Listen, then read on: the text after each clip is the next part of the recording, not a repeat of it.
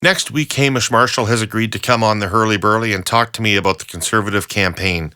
I think it's very gracious of him. Hamish ran the Conservative campaign, and we talked about their strategy and tactics extensively on the Herle Burly as the campaign went on and since.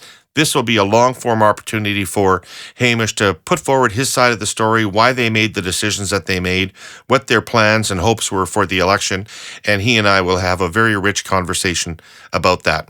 Tune in next week for Hamish Marshall. Hello, Herle Burlyites. Some of you know me personally, or maybe you know me by reputation, or you're just a regular listener of the podcast, and thank you. So you know I have a freewheeling style that doesn't leave a lot of room for BS. I want to tell you exactly why this message from TELUS is important to me. My partner Terry has a brother named Stephen. Stephen's a wonderful guy. He's become a great brother to me. He also has significant cognitive and physical disabilities. I've seen his happiness in life mostly, but I've also seen him challenged by so many of the day-to-day practical things many of us take for granted. Our presenting sponsor, TELUS, is helping Canadians address some of these kinds of challenges, specifically in the realm of digital access and equality. The Tech for Good program helps 33,000 Canadians with disabilities by giving them the assistive technology they need to independently use their smartphone or tablet. And I can see how life-changing Stephen's iPad is for him. It also provides access to experts with specialized knowledge about assistive technologies, plus financial support to those who qualify. Tech for Good is part of TELUS's ongoing commitment to giving back to the community and making the world more accessible for people of all abilities. And it's just one part of TELUS's All Connected for Good program, which bridges the digital divide and helps ensure that all Canadians, regardless of their location or circumstances, are all connected to the technology and resources they need to navigate the digital world with confidence. To learn more, go to connectingcanadaforgood.ca. All right, Herle Burlyites, let's go. All right, I want to thank Jordan and Cannabis Growth for sponsoring this event. I'd like to thank Canada2020, in particular Alex Patterson, for inviting us here and putting on this event. It's very gracious. I'd like to thank you all for coming. This is the Herle Burly political panel, and yes, we're open to a better branding name than that. But this is the Herle Burly political panel put together just before the federal election campaign. And as Dick Irvin would say, from left to right on your radio dial is Jenni Byrne. Who first became known to me when she was kicking my ass in the 2006 federal election campaign, and then even greater notoriety perhaps in the even more thorough kicking of the 2018 Ontario provincial campaign. So in the better to join them if you can't beat them thing, I recruited Jenni to this podcast, and to the delight of Liberals across the country, she is not the physical personification of Satan. I am much nicer than people think. But when people say to me, I thought she'd be Satan, but she's really charming and all that stuff, I say, well, what do you think Satan would be? Doesn't have a tail. He wears beautiful blue glasses. Exactly. And on your far right, on the Dick Irvin radio dial, is Scott Reid, the wicked wit of Prince Edward County. Scott and I have worked on a lot of campaigns together. We've worked on some apart from each other, but we've never worked against each other, thank God. No, very close. And in addition to being one of my best friends, he laughs at all of my jokes. So that's why that's why Scott's on the panel here today. Sure. Yeah. All of them. All of my jokes. Yeah. Not that funny Canada2020. Canada2020. Thank you very much, Jenni. Thank you very much. I'm David Herle. I've worked on Liberal campaigns my whole life. And thank you. Before we start, there's just actually one person in this room I really want to acknowledge. Hugh Windsor is in the front row, and Hugh came out to see us today. Woo! And Hugh Windsor has been chronicling federal politics longer than anybody currently still doing it in Ottawa. Nobody is left in the gallery now that Craig has retired. Nobody's left who remembers the Pierre Trudeau administration in all of its glory, the way Hugh does. And actually, if you ever get him up on a stage, he's got stories about parties that went on in those days that are different from the stories about Ottawa now.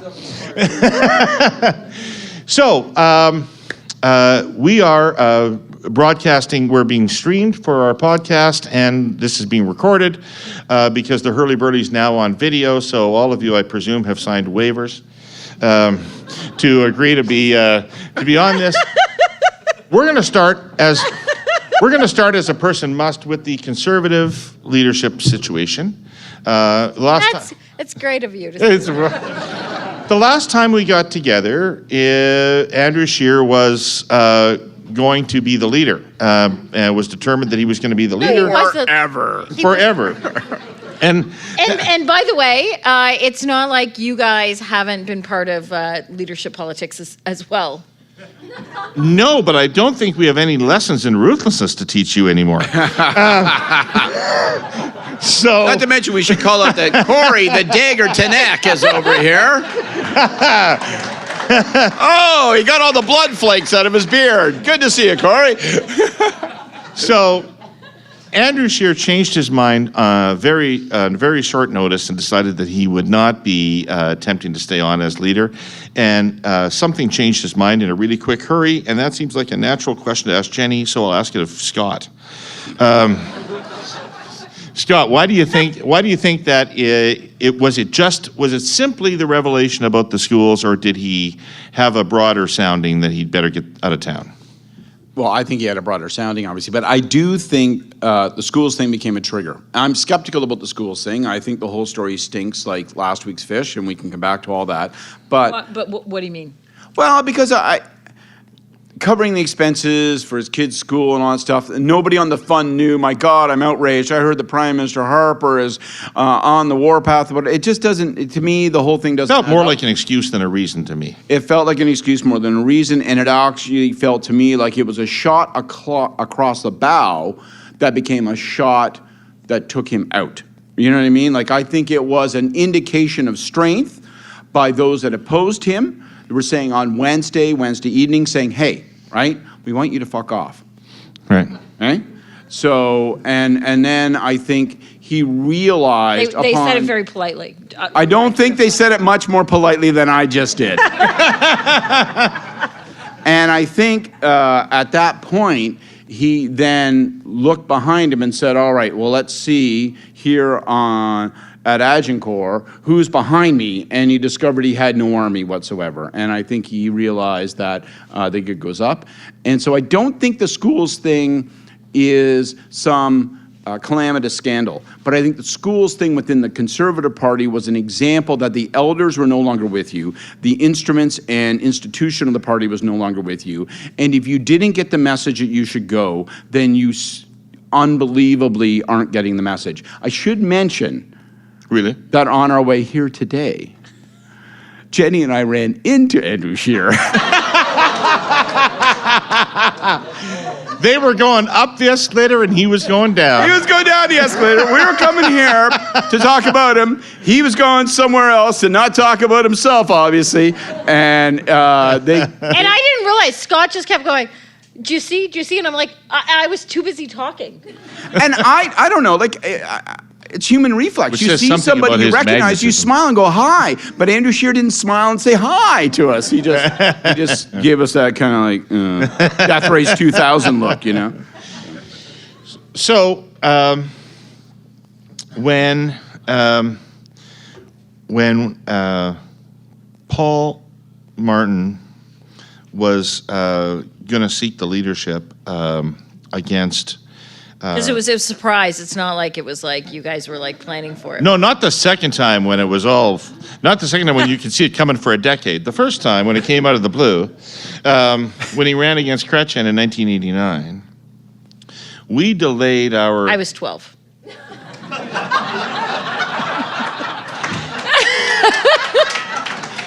Hugh, could you come up here with that bat? Well, in any event,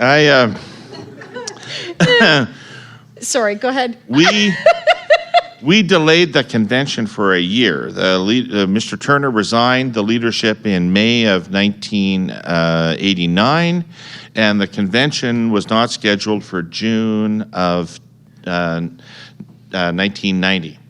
Mr. Kretschmer said it was like waiting to hold the Stanley Cup playoffs till the Maple Leafs were ready.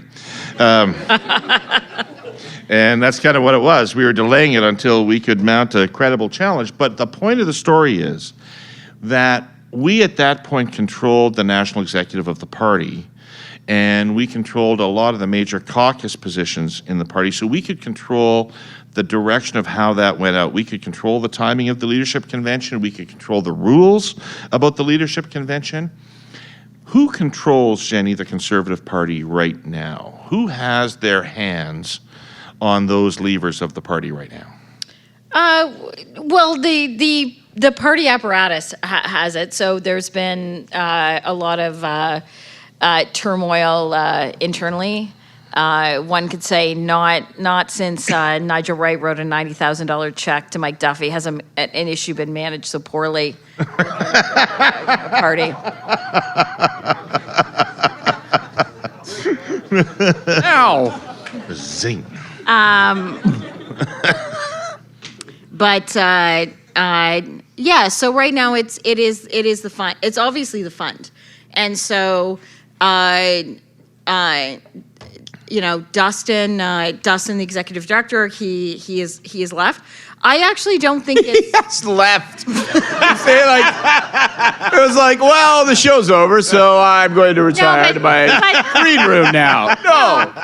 But to be fair to Dustin, I actually think that it is not possible that the Conservative Fund of Canada paid for 3 years of Andrew Scheer's kids' public school, and the fund didn't know about it. So, Is it so outrageous that they did, by the way? Is this not reasonably typical of the sorts of expenses that the party would pay for a leader? No, but if you actually want to be smart about it, you would then say there was a stipend. I'll give Andrew Scheer, or I'll give Scott Reid, or I'll give Jenni Byrne $50,000 extra a year.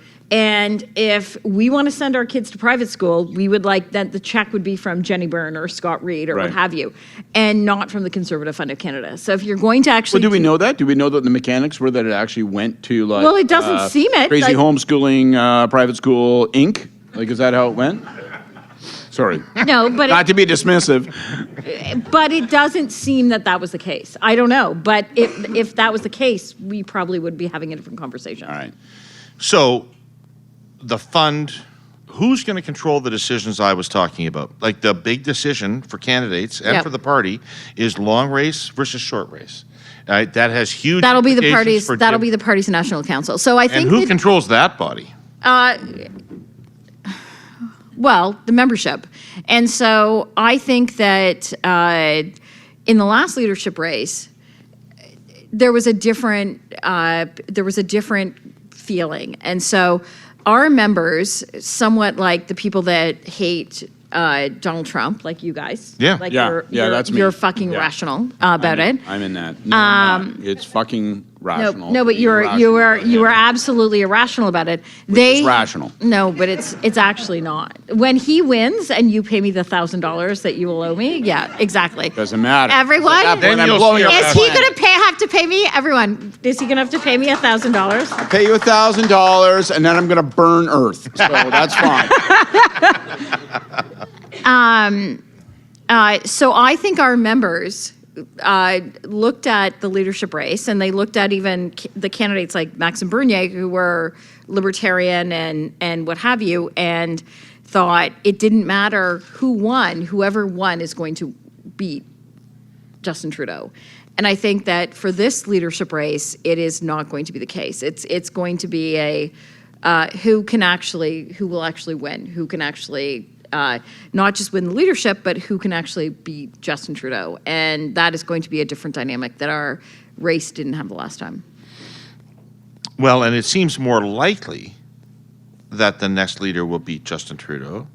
Possibly. Just on the basis of timing. Possibly. Like if the next person's good, it's more than likely they'll be the prime minister It's at some possible. point. It's possible. So that's presumably going to attract different kinds of people into Possible. this race. Yep. Right. Yep. Who? Oh, Who? see, now you're being an asshole. I'm not. No, I'm not. What's the field going to look like? Like, because I don't actually hear anybody calling for a long race. Like, I don't really hear for anybody. It Well, seems to me that all the people There's some voices on social media calling for it. A short race benefits the people like the front runners, the Ron Ambroses and the Peter MacKays. And will they David both McLaughlin run? arguing for a long race when he's talking about the party needs to reinvent Sorry, itself? who's David McLaughlin?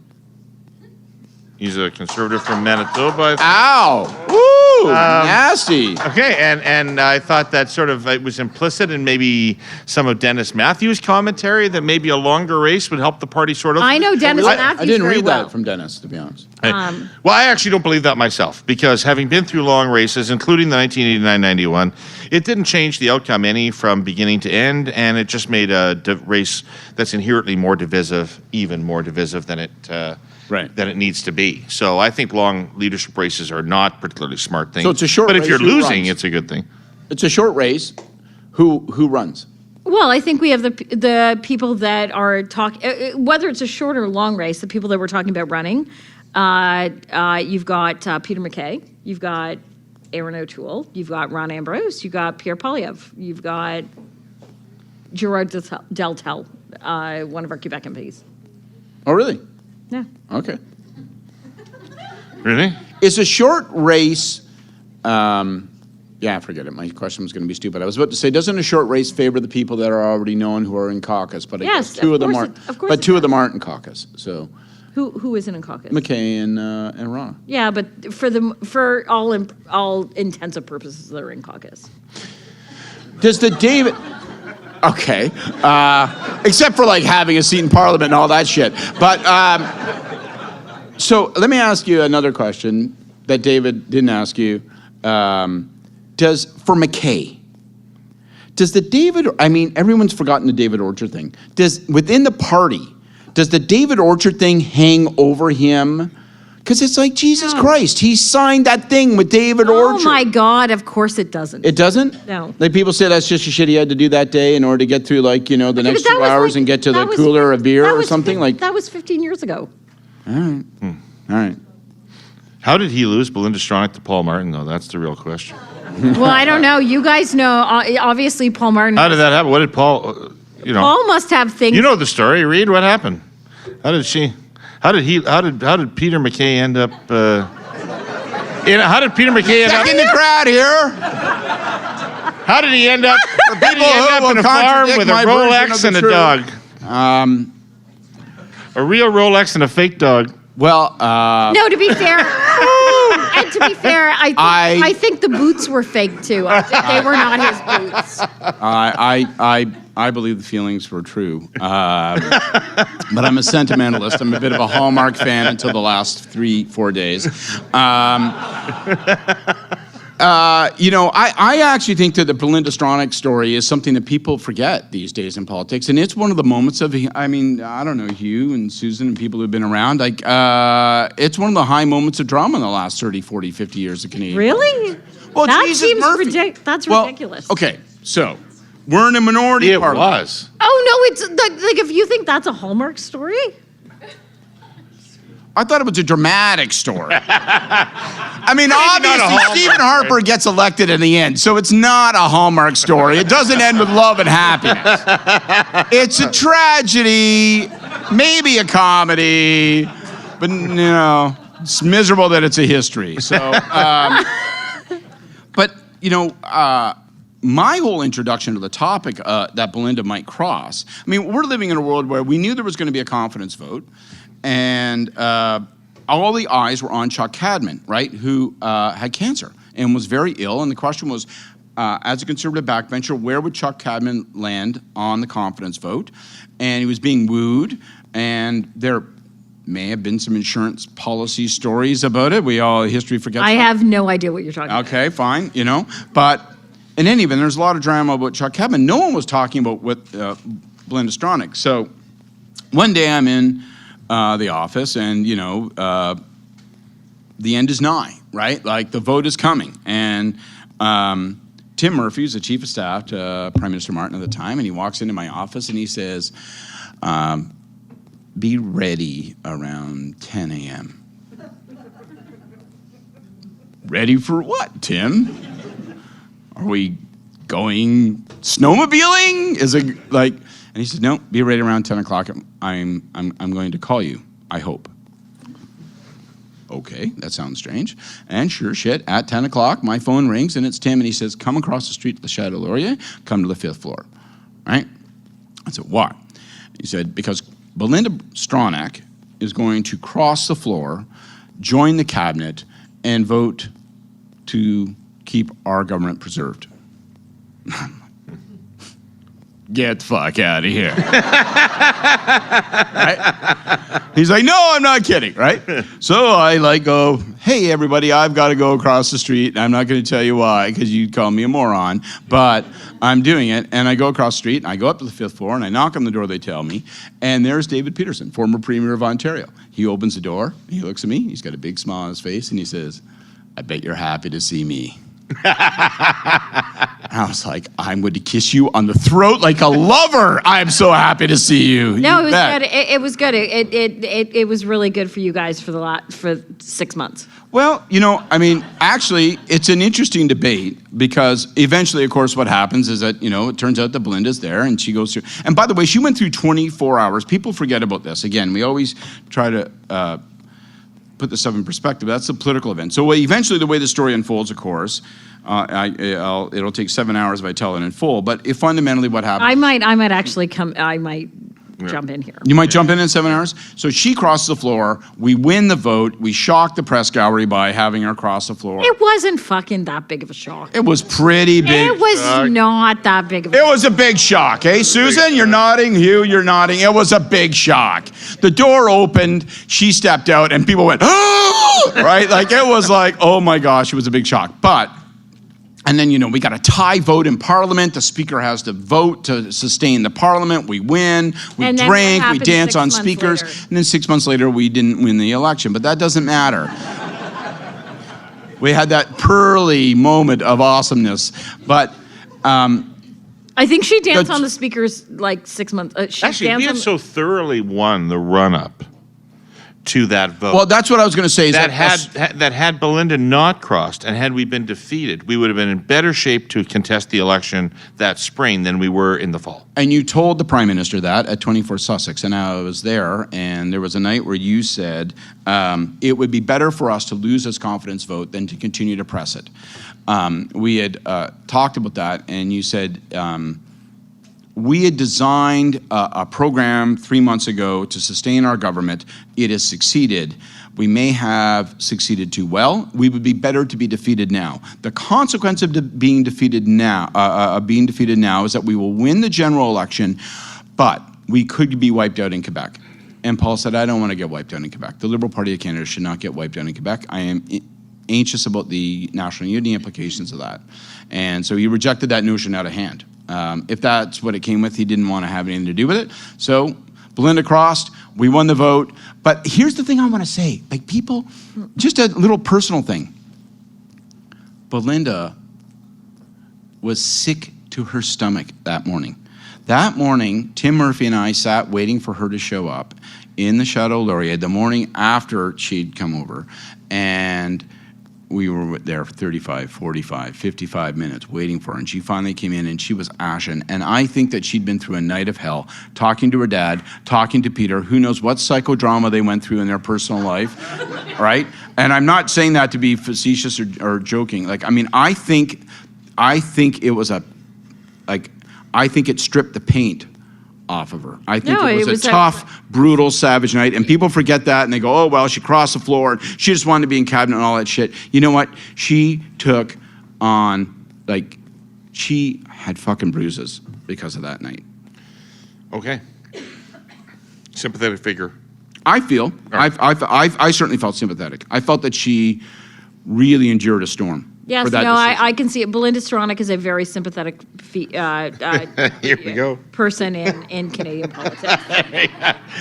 All right, Scott and Jenni, let's take a break and have a word from our sponsor, the Ontario Real Estate Association. Ontario realtors live and breathe their communities.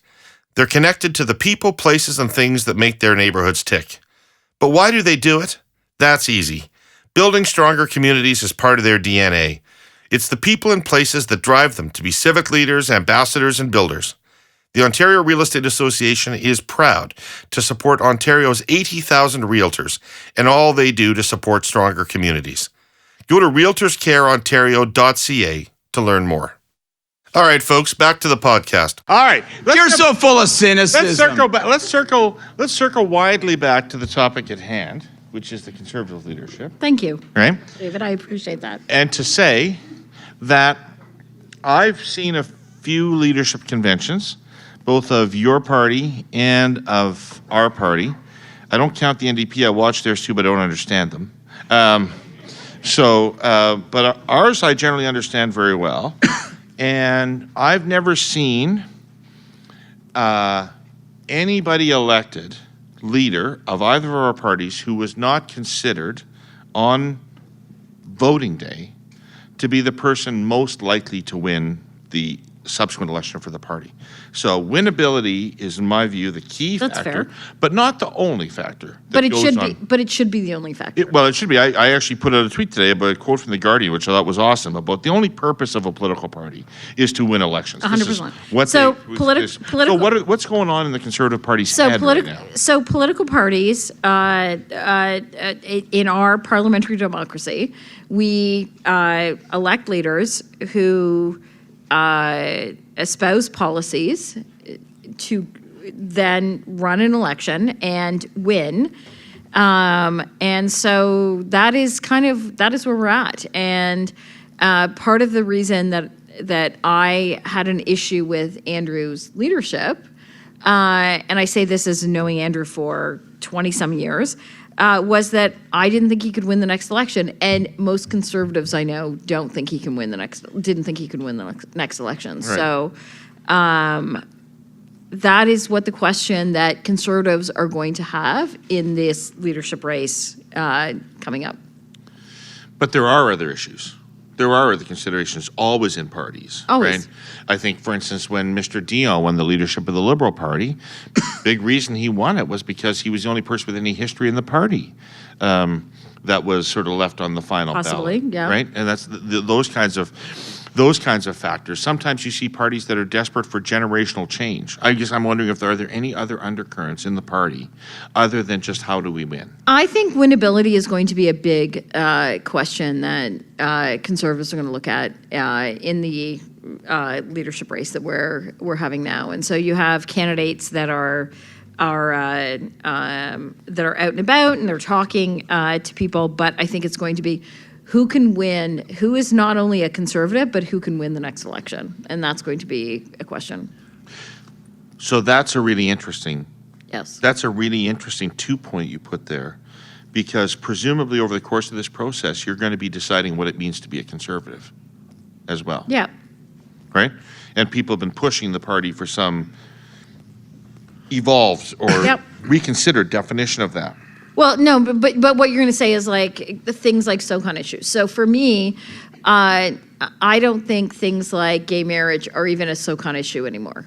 I just think the average person supports same-sex marriage. I think that it is a very I think that Andrew Scheer, in his opposition to gay marriage, falls into the less than 10% of people that 10% of Canadians that support gay marriage. So I don't think it's I don't think it's a SoCon issue, and so I think that that's what we're looking at as a party.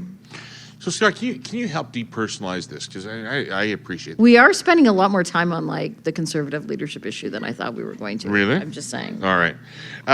It's so interesting. Scott, maybe you can help depersonalize this a little bit in that. That's kind of my thing. I'm very objective. Yes. In that,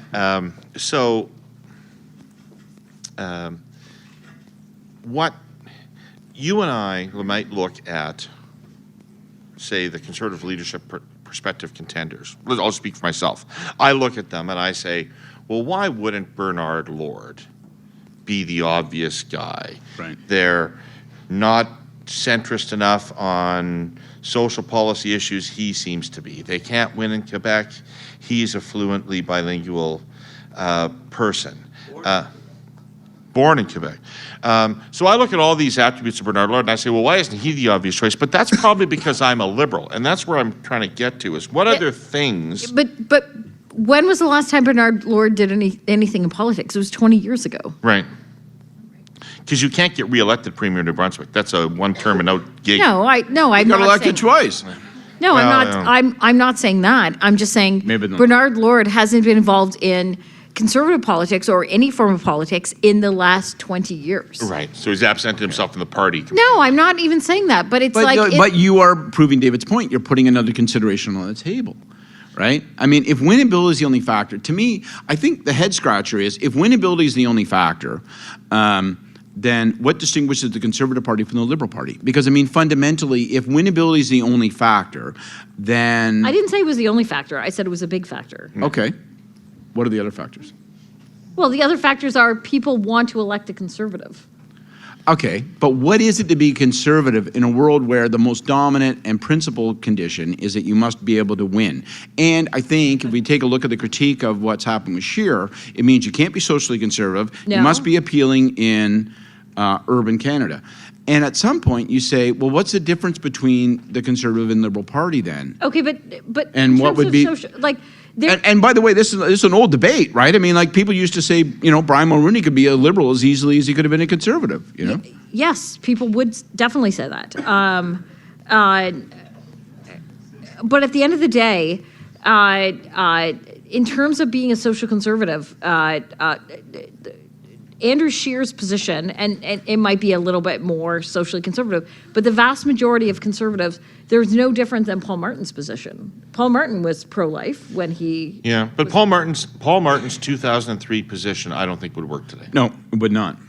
Because Paul Martin... Because it was a tolerance Okay, position, but there's not a an difference. embrace. Okay, but can I say... It was not an acceptance. Okay, but there is a difference between gay marriage and abortion. Those are two different You've things. made this argument before. I'm not 1,000% I'm with you on it. Okay. I think within the Conservative Party, there is a greater acceptance of same-sex marriage than there is abortion.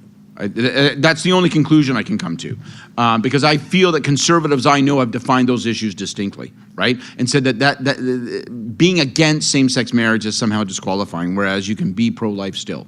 And But the current be a prime candidate minister is for leadership. pro-life. Justin Trudeau's pro-life. Well, he won't tolerate people who are not. No, but he says he's pro. Well, when he's asked, he says he's pro-life. Okay, so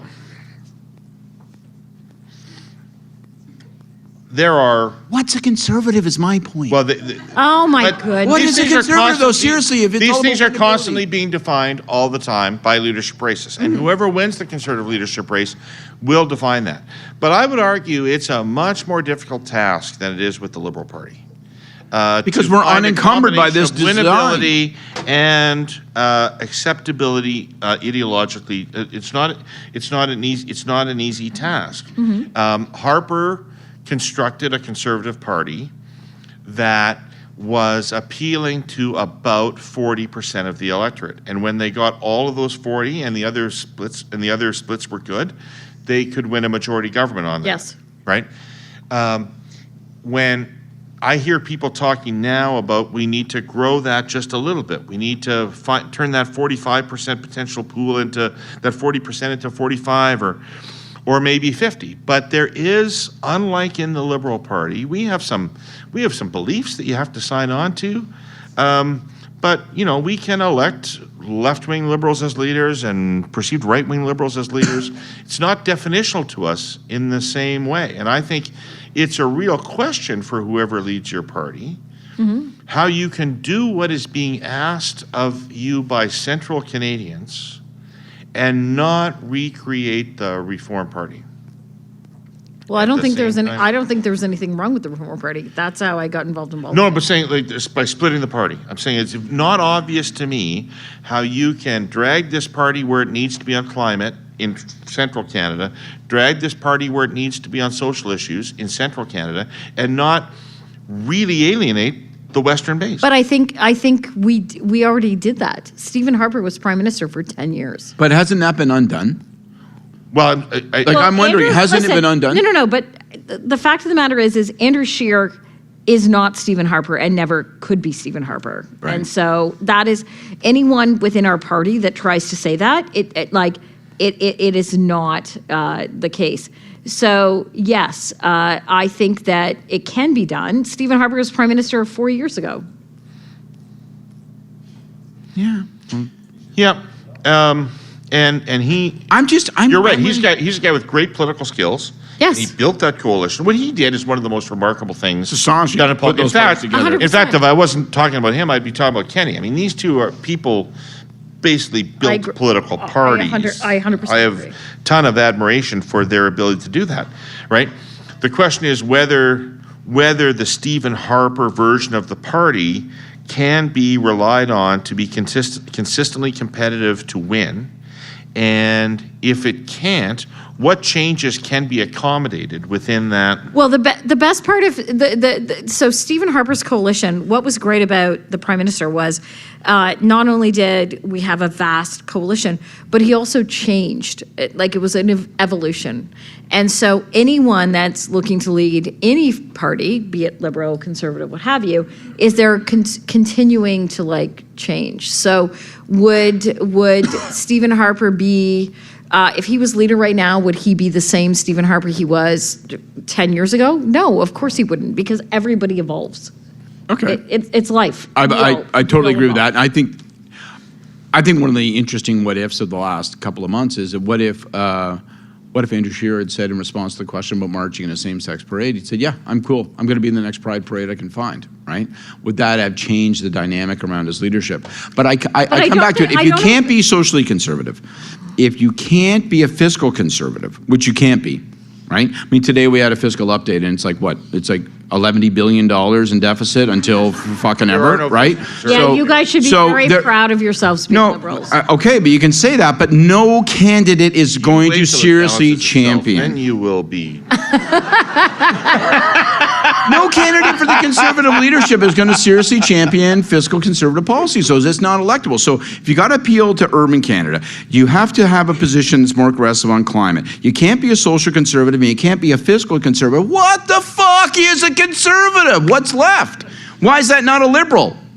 Well, I'll give you the answer. I'll give you the answer and give her a chance to sort of take a breath from your rant there. But it's not a rant. It's a methodical, thoughtful dissertation. I think the problem with the Conservative Party is not that they're conservatives, because I think there's a big market in Canada for conservative solutions to problems.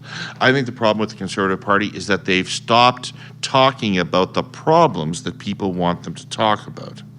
There are conservative approaches to the environment and climate change, right? But you have to start from a position of acknowledging that climate change is a problem. You have to start from acknowledging that income inequality is a problem, or that housing is a problem. All these things. And I think that people are open to conservative solutions as much as they are open to liberal solutions on those things in many cases. But I think the problem with the Conservative Party in recent years is it stopped even addressing some things that people were really concerned about. Yeah, that's just wrong. Really? Go ahead. No, it's wrong. Listen, there could be issues that we don't communicate as well, but at the end of the day, people, conservatives are still.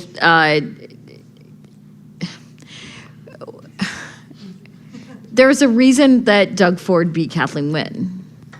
Yeah, I can think of a number of them. Me's probably top of the list. But wait a second. Stephen Harper always had a climate change policy. Yeah, he did. Right?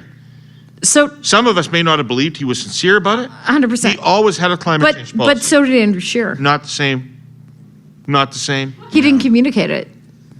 No, he communicated that he really didn't buy it. Yeah. He communicated that he wasn't interested in the issue. And Harper was always smart enough not to communicate that. Well, because Stephen Harper is brilliant, regardless of whether you like him or not. Stephen Harper is a brilliant person. Okay. Well, speaking of brilliant, let's start talking about the Liberals. I'm happy to do that. So the last time that we talked, the three of us, was the day of the speech from the throne. Yep. That was a And great day. we all got together. That was my God. electric. We were excited Wow. as hell. That was an event. Oh my God, I'll never forget that. Anyway, the speech from the throne, and we didn't understand much of it because the mandate letters weren't out. So we spent a lot of time puzzling about what Chrystia Freeland's job might be. Now that you've seen it, Jenny. Man, this is She going is from like- bad to she- worse. Now we're talking mandate letters. Okay, There'll be a test at the end. I hate talking mandate letters, but oh my God, she's like the leader of fucking everything. So good, right? So this is what we talked about. We debated whether, okay, so is she going to be like the most powerful person in the world, or is it going to be like a fake job, which is what It's not a fake job, obviously. No, but what she's Galactus, devourer of No, ministries. but what Deputy PM can do, she literally is the like person in charge of fucking everything. Absolutely. It is. So good for her, but holy fuck. But there's obviously a strategic. Do you think it will work? Wait a second. Just honestly, No, do you of think it will course, work? Why no, not? of course it won't work. Why not? Because no one can be in charge of everything. It will not work. Because also at the end of the day, the prime minister is still the prime minister. So Right. he thinks it's great that she's in charge of X, Y, and Z now until the day he decides, I don't think that's actually a good idea. And I think that eventually that will happen and you know, Right. that's what I think. Right. Does Bill Morneau report to Chrystia Freeland or Of just course he Trudeau? does. See, I can actually say this more so than you guys can. He absolutely reports to Chrystia Freeland is essentially the prime minister. Well, she's Okay, who here doesn't agree? Come on. One hand. One fucking hand. I completely Two. don't agree. She's massively powerful in a cabinet system, but the prime minister is still the prime minister, and the prime minister can say no anytime he wants. I think there's a strategic decision to. But he can't say no to her very much or early without gutting her completely. That's true. Otherwise, she'll just keep her big But political it presumes. office. But the Right. implication of the. No, you're mistaking her with Judy Wilson-Raybould. The implication of the conversation is that they won't show up talking to each other. They're going to be having. It's not like she's going to show up and she says, "Listen, I've decided that I want to nationalize all." Come on, wait a second. You were part of a government that was known for being unwieldy, sprawling decision-making, unfocused. True. Right? We used to say that about you all. were involved in. I had nothing to do with it. I was cut out of that whole thing. But It's on me. what I'm told about that government is that it was those things. And now you have... That was Tim, obviously. So, I mean, this is a pretty bizarre mandate, isn't it? I don't think so. I mean, I think it depends on how it operates. I mean, I think you can make it. It might be okay. So let me put it that.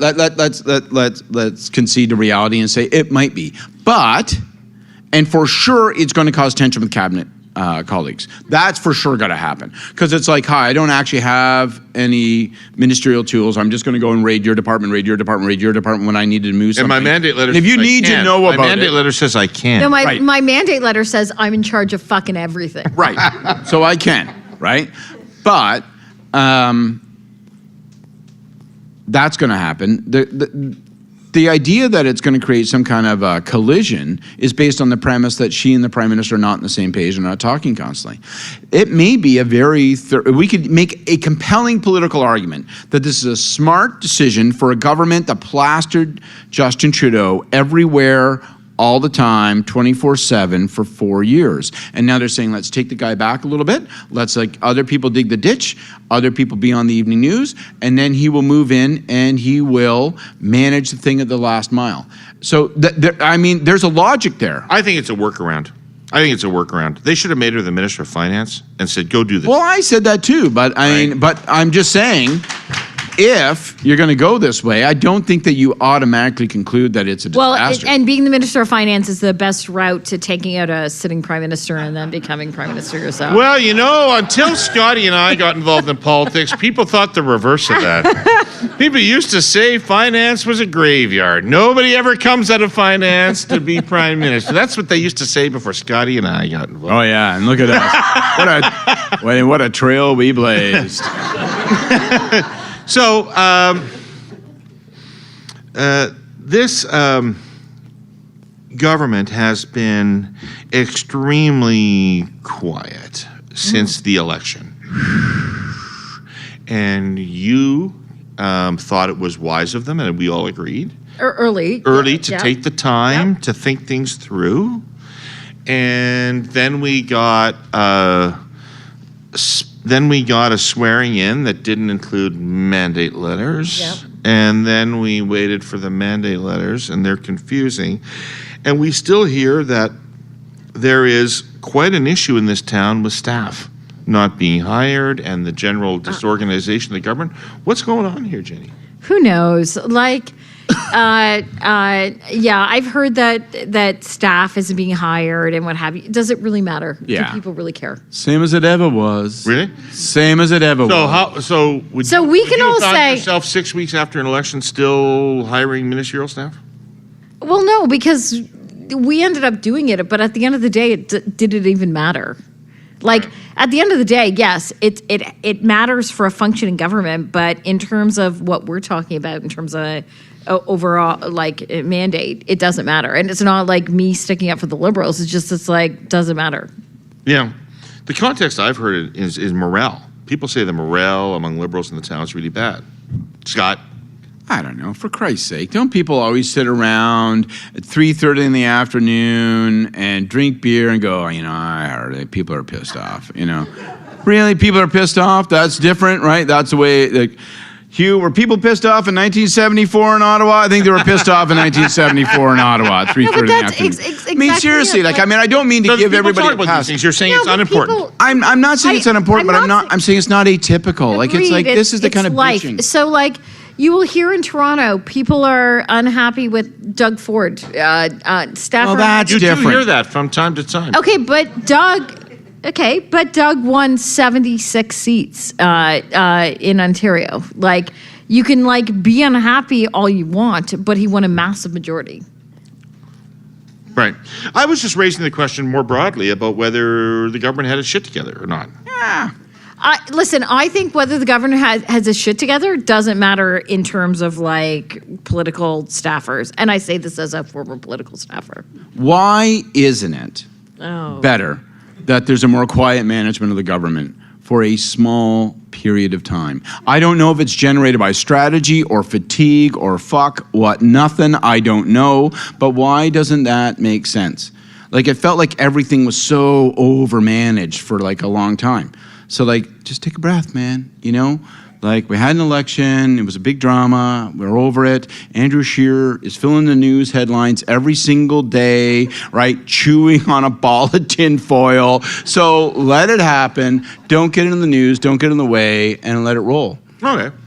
I don't know. If they're charging out of the gate on their second mandate with a real fucking fire in their belly about shit they want to do, I don't see it.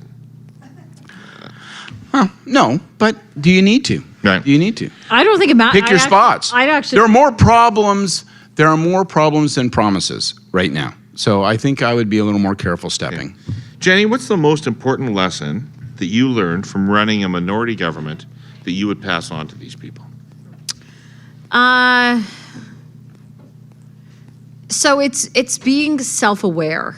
So it all matters in terms of realizing what your limitations are, what you're leading into an election, or like leading into a campaign. So I would say self-awareness is the big thing that everyone should look at, because it matters on if we're going to fall, if we're going to survive, if what have you. Self-awareness. Yeah.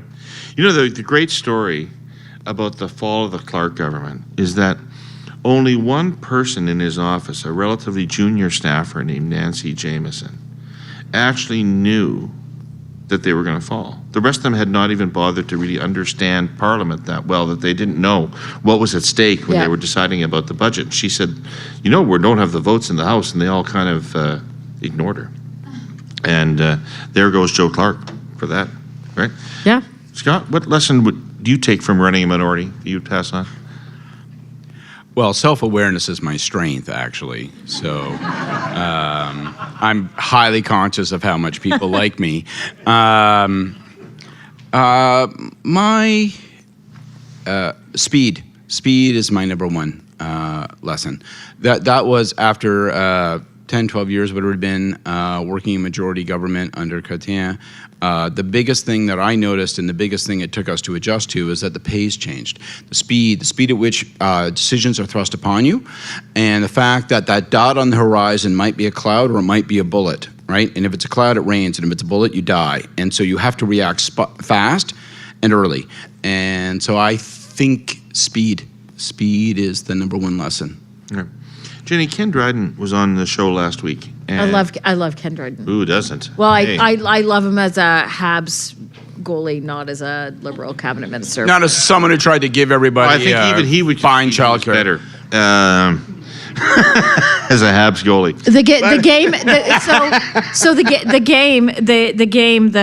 His book I read every year.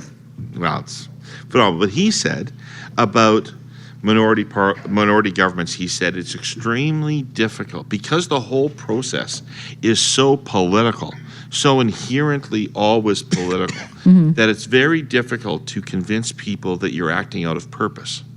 Yeah, Find that to be true? yeah, I think so. A little bit. Right? Do you have to do extra things to try to demonstrate that you're not just trying to hang on to power, but you're actually there to do something? No, but that's a very ideological way of saying it. At the end of the day, you are just trying to hold on to power.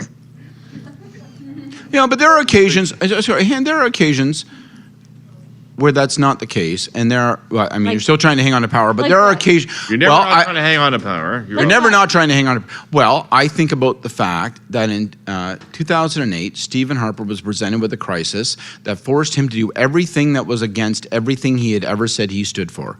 And I think that people did believe that he was guided by a sense of purpose when he said, we have to do this deal with the car companies. I think we do have, people were convinced that he had a sense of purpose. And he said, we have to inflate our budget to a squillion because we have to manage this crisis. So I think that people actually said, this guy is actually acting out of instinct and purpose. Yeah, but we had no choice. Everyone in the world was making those deals, like George Bush, what have you. But no one said he was doing it. I mean, it's not an inconceivable notion that he might have said, you know what, I refuse to do this. This is crazy. Like, I've spent 30 years in politics and I refuse to effectively nationalize the auto industry. I'm not going to do it. It's not what I believe in. And he demonstrated a flexibility. You spoke about growth earlier. He demonstrated a flexibility where people had no choice but to assume that he was acting out of a sense of purpose. Don't you think? I would argue that you were better at that or more conscientious about that than you're portraying to our group here, because one of the reasons why your minorities were so strong is because nobody ever thought they could beat you. And if nobody ever thought they could beat you, it wasn't because you were doing clever political things, but it was because you were commanding the public agenda and you were you were driving the public debate in a way that had most people agreeing with you on things. I mean, I watched the conversations I had with Liberal caucus members from 2006 to 2008 and how horrified they were that they had to just line up and vote with you all the time or not vote against you because they couldn't bear an election, but they were appalled at what was going on. That was the most moral dissonance I've ever seen among Liberal MPs, but that was because you looked like you would win, and you didn't look like you would win because you're playing politics. You looked like you would win because you're. Well, we were going to win. Yeah, but you're running. It wasn't playing politics. We were going to win. Right. Okay. So we are going to end, before we go to questions from the crowd, we're going to end with a series of short snapper questions I have for my panelist colleagues. And I will ask them to be... I hope it's about the Habs. Very specific questions like purpose in politics and... Yeah, very Okay. those kind of things that don't allow you to linger and wander at all. I'm going to start with you, Scott. Who's the politician of the year in Canada? Justin Trudeau. I mean, if he can survive blackface and get reelected with a sizable majority, he's dunking. Right. Dunking on everyone else, for sure. Okay. Agreed. Agreed? Yep. Okay. It's a very good answer, but I'm still going to say Kenny. Kenny. Yeah. I'm still going to say Kenny because Kenny, what he did in Alberta to put that party together and to reconfigure the political lineup there is an enormous organizational achievement. Having been involved in on-the-ground organization, I know what was involved in that and how difficult that was. And through doing that, because he did that, he's emerged as the strongest counterforce in English Canada to the Trudeau government. Agreed. So you're both wrong. That's my answer. Ford government. The Ford government's virage. Is it real or is it a mirage? You. Oh. This new Ford government, is this for real or are we going to end up? Of course it's for real. He won 76 seats in Ontario. No, I mean the new government since he's the new nice Doug Ford. They Doug is- they took The retreating Doug Ford. Doug- Just scared, they shitless took Doug half a Ford. year off to give Scheer space for the election. Doug. And now they come back and they're all The nice. Doug Ford you see has been the Doug Ford forever. He is. The Kool-Aid man smashing through the wall. Hey, I'm here with some cigs. Who's with me? Right? That's Doug Ford. Jenny, Doug Ford, is this government, what is the real Doug Ford government, the first year or the second year? It's a bit of both. Okay. So he's had some personnel changes, maybe, but is he capable of change? No, but he doesn't need to change. He won a massive majority government. He is a very conservative, smart guy, and it is what you see is what you get. Okay. What do you think? Are they going to hold this thing up? I think that his government has executed a series of retreats that have been very smart, very strategic. They've put him in the closet, not in the window, and that's been smart and strategic. But ultimately, as far as I can tell, it hasn't moved the numbers. And they've picked education to fight on, inexplicably. In contradiction to this fundamental strategy, they've decided to fight on education, which I think cuts families pretty close. And so ultimately, I think the Ford brand is the Ford brand, and I think the Ford brand is deeply underwater. They're not going to win with them again. So are we getting questions from the audience? In a minute. Oh! Out there? In a minute. Start with you. Yeah. Who wins the presidency of the United States in 2020? I will actually go. I'll go first. Donald Trump is going to win the presidency because these guys have they cannot you have no objectivity. No, our heads will explode if that happens. I will burst into flame if that happens. I don't know. Somebody other than Donald Trump. I'll take anything. Honest to God, I'll take any of the Donald candidates, Trump is but gonna I'm win. so terrified. Donald that Trump's put gonna win. Biden. Yeah, because he's going to forward. go And and he's smell no good. people's hair and stuff. So Biden is crazy. Can't be. Biden's crazy, so you So- can't have Biden. so So what- then Warren's the strongest alternative, and I'm not sure Warren's electable. And then, Jesus Christ, I agree with Jenny. God help me.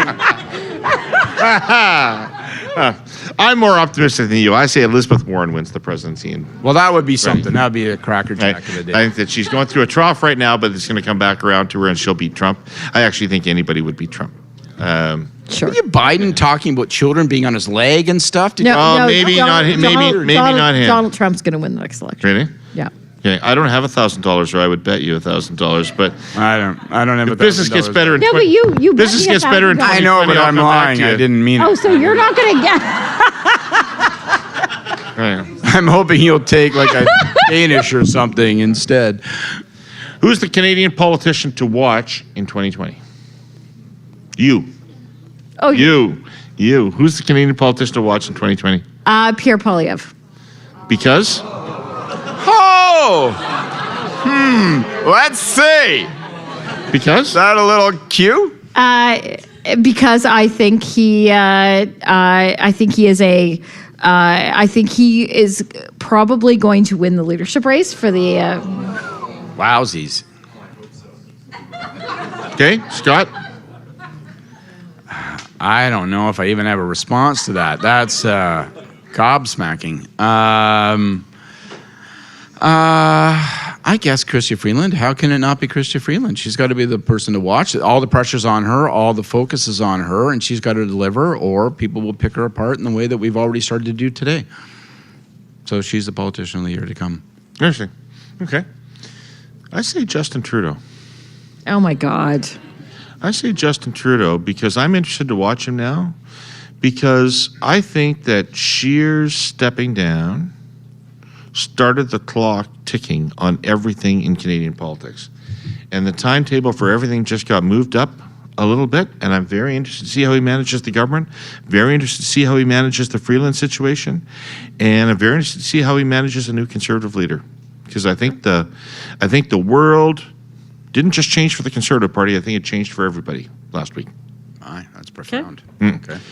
All right, very, very profound. Okay, so are we going to take questions? We are going to take questions from the floor. Should anybody have one? Here we go. Don Lenihan. If this is about e-government, Don, I'm going to tell you, sit down. Now, this is my question for you, David. It's actually a fairly short one. It's a short snap. I'm just curious what you said. You seem very confident that Trump is going to win. I'm wondering why. I do not feel confident Trump is going to win. I feel she does. I feel anybody. I feel. Yeah. Actually, I said the other way. You feel very confident that he's not going to win. Right? That's what you said. I do feel very confident he's not going to win. I think why? that he pulled a straight flush last time. It's extremely unlikely to do that again. How is the American economy going? I think the anyone talk about the American economy? midterms showed what his real political potential is. I think that you continue to show him running somewhere between 15 and 20 points behind any Democratic alternative among female voters in the States. Anyone want to say what the American economy is like right now? Juiced and poised to crash. Okay. Like seriously, isn't it? Isn't it like? What would Stephen Harper have to say about a economy that was based on $1 trillion annual deficit? I don't know. You'd have to ask Stephen Harper. Right, but I presume, tiny little deficit, just the tiniest little deficit. All right, anybody else? Question from the floor. Hugh Windsor. I think you've let Jenni off the hook because. Oh, sorry. Well, then you put her on the hook, sir. Yeah, I mean, she danced around all your questions. She hasn't really told us where she thinks who is going to be able to do the things she said had to be done. Right. And so I put the question to her. Who of the group, they've all been listed in every weekend paper, who has the best chance of winning? Well, there is there's a lot of people. There is a number of people that are putting their names forward. Who's going to win?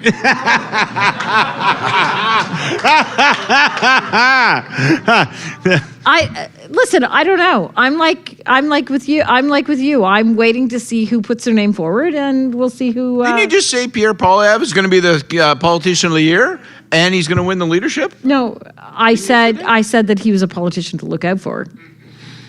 I thought you said he's a politician to look out for because he's going to win the leadership of the Conservative Party. Yeah. Like, hello, it's on tape, Yeah, you did. Off the record. You just said that on the record, didn't you? Did you not just say that on the record? You did say it on the record. Well, everything we say is on the record. Right. Right. I think she thinks Poilievre is the answer. I'm just saying, I think. Right. Well, there's a group of people out of the west end of Ottawa that thinks that, No, well, listen, I like Pierre and I have a backstory. I dated him. All right, now, thank God for you. Let's roll. This is how he always got in trouble. Saying shit I wasn't supposed to say, and then it's in the Globe and Mail. Pierre and I dated for 12 years. What's a short chunk of time? just for a spot. Well,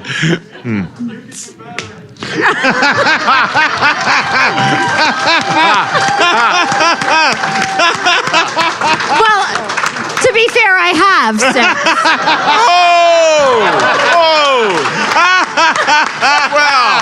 Well, let's make that guy conservative leader then. All right, do we have a question before to wrap this up? There we go. Yes, sir. I'm just wondering, and I can't wrap my head around, why doesn't Jason Kenney come riding in on a white horse after uniting the right in Alberta and come save the Conservative Party of Canada and take the leadership there? Do you want to go first? Or? Gotta be you. Well, Jason is the very successful premier of Alberta. I'm not sure why he would leave that to run federally. It would actually be a slight to the people of Alberta if he actually did that. But if all the problems in Alberta are federal... But they're not federal. They're not. He's the premier of Alberta. So I'm not sure why he would do that. I think we know that the King of the North only tries to unify all the kingdoms if there are dragons at stake. And the absence of dragons means he's not going to come. I mean, I think he's got all the skill and talent to do that. It just looks to me, the way he's been acting as Premier of Alberta, that he's not remotely positioning himself to do that. Yeah. No Premier of a province has ever been elected Prime Minister of Canada, presumably because they're seen as two provincially... For John A. Yeah. For John Thompson, Nova Scotia Premier. There you go. Okay. Nobody in my lifetime has been elected as a Premier, and many have tried and have not been, and presumably because they're seen as too provincially focused. And I don't think that Jason has done anything that would position himself against that critique since he's been in office. But I would say this, Jenni, and I'd be interested in your response to this. A Conservative told me a number of years ago that while he was unlikely ever to be the federal leader, that Jason was one of, if not the most important Conservatives in Canada. 100%. I 100% agree with that. Well, look at how successful he's been as Premier of Alberta. So I think he always was a very high profile and dedicated and successful person within our party, and he still is. I think if he was the federal Conservative leader, he would get rinsed by Justin Trudeau in the next election. I really do.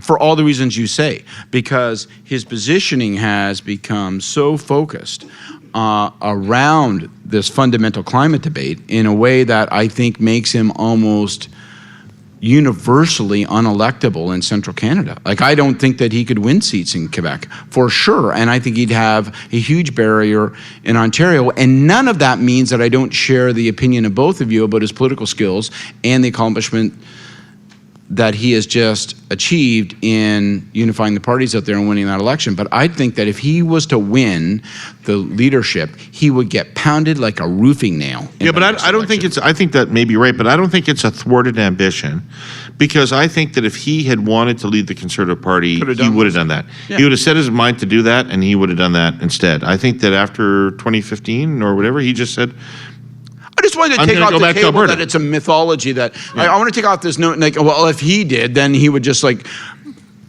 plow through everybody else, and they would be defeated. He would get Trudeau would make mincemeat of him. I would use his liberal roots against him. I disagree. Do we have any questions? Other questions? Quick question: is Justin Trudeau going to run again, and is he setting up Freeland one way or the other? Well, listen, these guys could answer this better than me, but my guess is he does run again. So I have a theory about leaders in government. It was And not leaving. formed primarily through the 1990s through observation. Nobody leaves the prime ministership unless they are defeated or face imminent, unavoidable defeat that even they recognize. And that's a rare circumstance. So the notion of somebody who would, now I don't know, in this post-Jane Philpott world, because I never saw anybody quit the cabinet because they were sad about their friend before either. So maybe, True. maybe everything's different now. But the idea that somebody would walk away from the prime ministership when they thought they could win another term is inconceivable. So I think Trudeau's the prime minister for as long as he thinks he can win.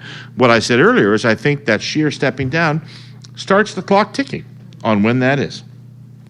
So, Scott? No disagreement. He'll compete in the next election, and he will be carried out on his shield or on laurels, right? But that's the way it goes in that job. He's not going to say, "Oh, I would like someone else to have this job as soon as possible. This is a retirement plan for me." It's bullshit. That He's going to doesn't sit on happen. his cottage with his grandchildren. I heard that somewhere. Anyway, more questions back there? Anybody got a question? All right. Oh, we have a question one more. there. Isabel Metcalf. Hi, Isabel. What advice would you give some of these brand new MPs? You know, I had on my podcast a great conversation with a guy named Nathaniel Erskine Smith, who was previous to this last election, was a first-term Liberal member of Parliament.